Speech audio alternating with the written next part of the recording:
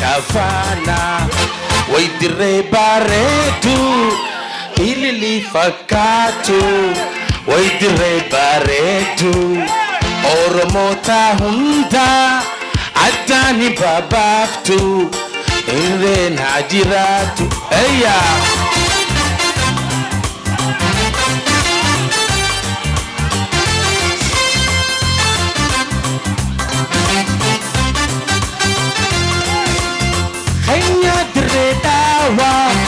Henya tu awadai,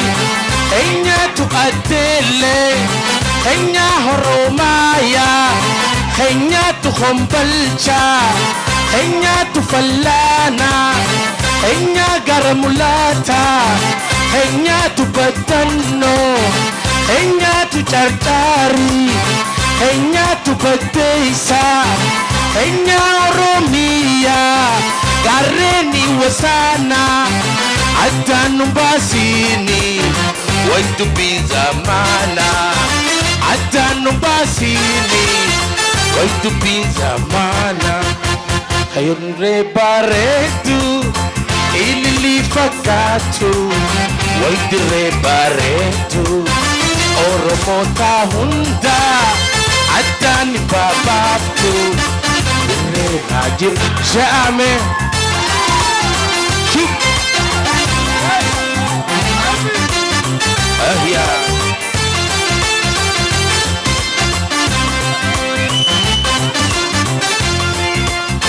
Henya amistenya Henya lagahare Henya tu chatara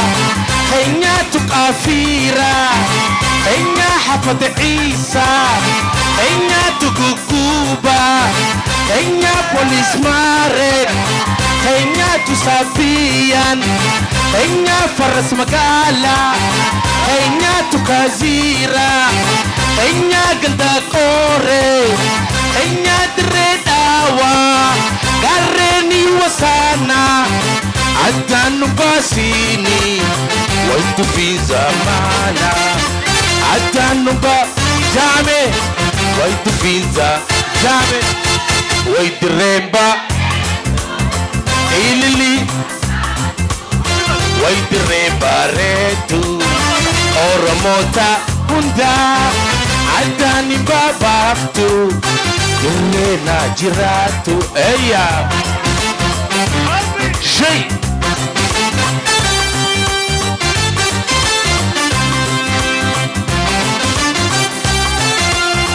Henya tu kalamso Henya tu bagdeisa Henya tu chiroda Henya tu mieiso Henya tu charchari Henya oromia Gareni wasana Adanu basini Waitu bizamana Adanu basini Iriyan kafana Oromo baredu Ilili fakatu Hararge baredu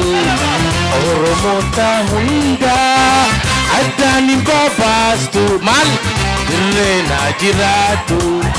Irreen hajiraatu Ey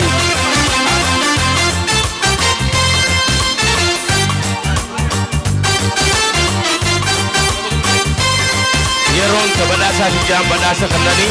Galatoma Afran kalon hajiraatu Oromia hajiraatu Bilisuman duga aduftu